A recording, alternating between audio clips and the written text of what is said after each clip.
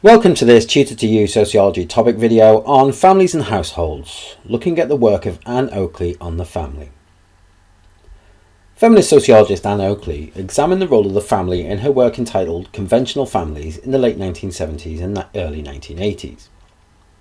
Her focus was on what she termed the conventional family, a family unit that comprised a married couple and their children, what is sometimes referred to as the cereal packet family.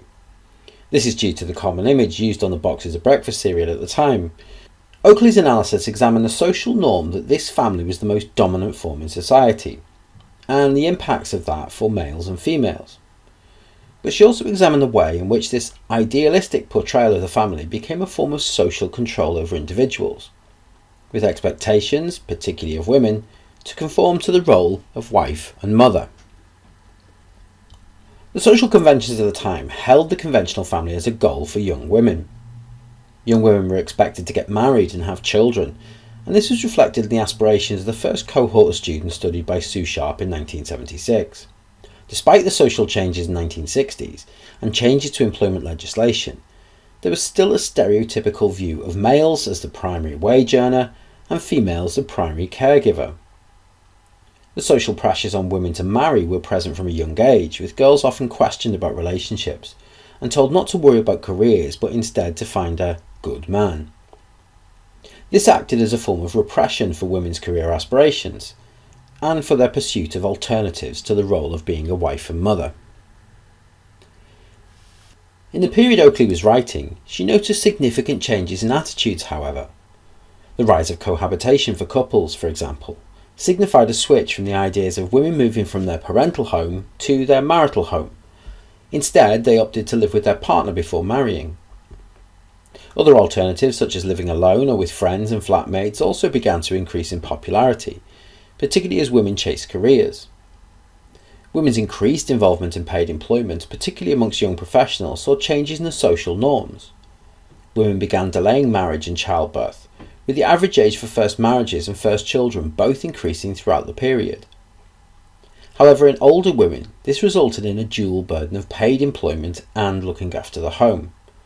And these changes in society led some to question whether the conventional family was an archaic stereotype that was left over from a previous era.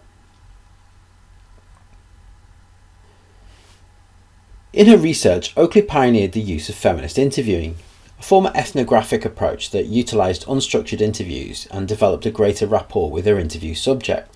Oakley saw this as a way of conveying greater empathy with her research subjects, and she would offer support and advice as well as mobilising women in her methods to engage with the feminist movement.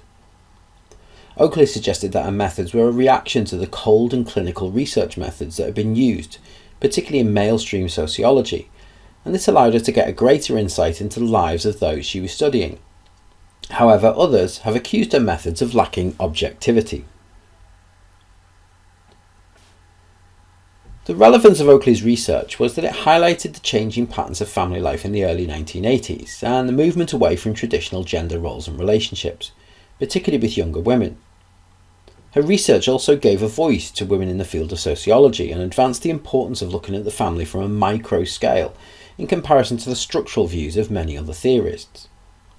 The methodology she used enabled her to discover the rationale for changing attitudes in society and the impacts of these changes, whilst it also challenged long-held assumptions about the stereotypical ideas of how families operated. Critics of Oakley, however, would suggest that her methodology was highly subjective. Her interactions with her research subjects have been criticised as potentially influencing the research findings. Her findings were based upon her interpretations rather than more objective ones. With there being a smaller sample size, this also could have been influenced by Oakley's personality, but those in support of Oakley would suggest that her findings were part of a larger social trend. Critics such as Chester would suggest that Oakley's ideas of the decline of the conventional family were overstated. He highlighted the formation of neo-conventional families as an example of how the structure of the family remained, albeit altered somewhat, by the increase in dual earner families. Despite Oakley's findings, the structure of adults, one or more working, and their children remains very much a typical form of the family in the UK at that time and in contemporary society. That concludes this Tutor to You sociology topic video on families and households, looking at Oakleys research on the family. Thanks for watching.